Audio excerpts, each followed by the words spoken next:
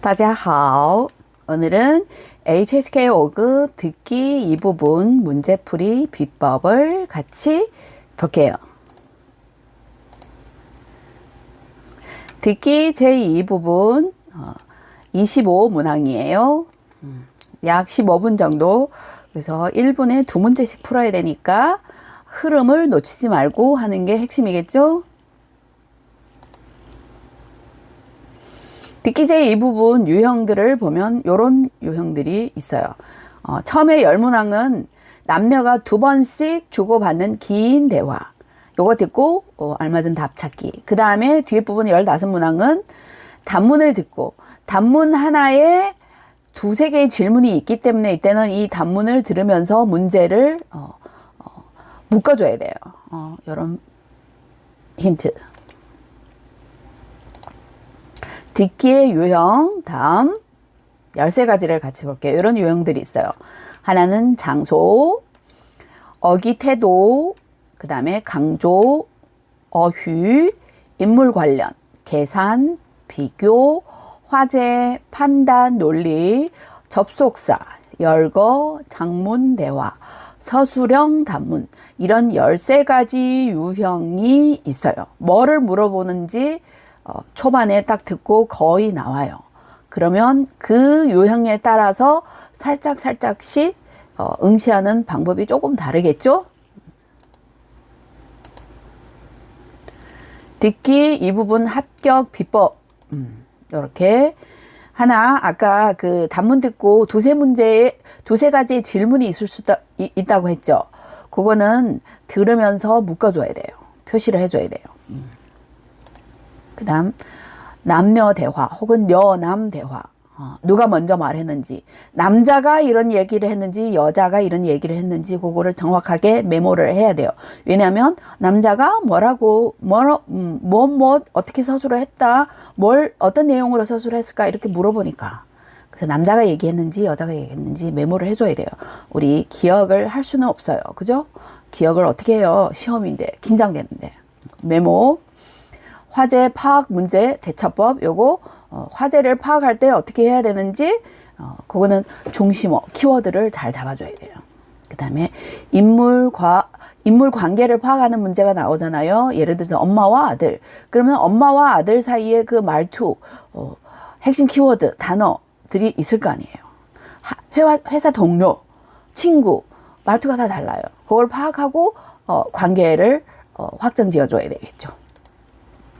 세부 내용에 관련된 거는 뼈대를 찾아가면서 주술목, 특히 수로를 잘 기억해 줘야 돼요.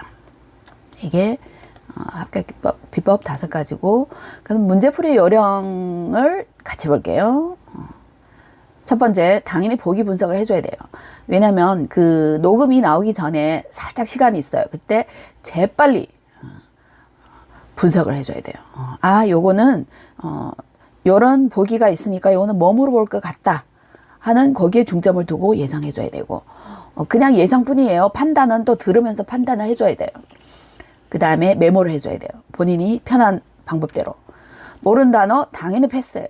그거 붙들고 있다가 2-3문제 그냥 넘어가요. 그러면 흐름이 끊기면 손해예요. 2-3문제 3-4문제 금방 들어가요. 금방 넘어가요.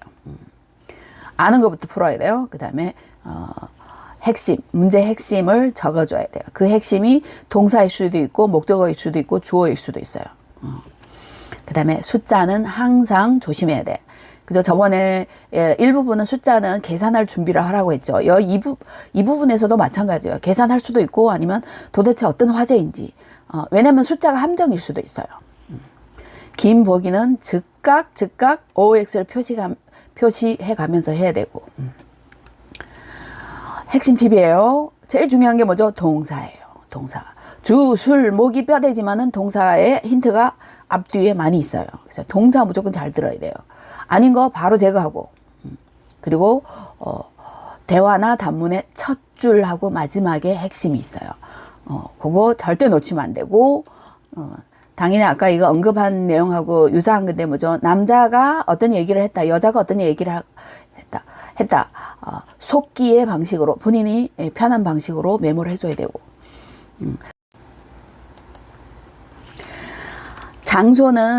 장소에 관한 거는 누가 그 장소에 갔는지, 그 장소에서 어떤 행동을 했는지, 이런 것까지. 장소만 듣지 말고 그 앞에 주어도 같이 들어줘야 된다는 거예요. 그리고 남녀 사이의 관계, 아까 말씀드렸던 뭐 모자 관계인지 아니면 동료, 회사 동료인지 친구인지, 그죠? 핵심 어들이 있어요. 그 말투, 명사, 그죠? 쓰는 그 말투 조심해야 되고, 그 다음에 핵심 키워드. 예를 들어서 한 반 들었는데 뭔 소리인지 몰라. 그래도 좌절하면 안 돼요. 뒤에 또 여러 번 핵심 키워드가 또 나오기 때문에 끝까지 들어봐야 알아요.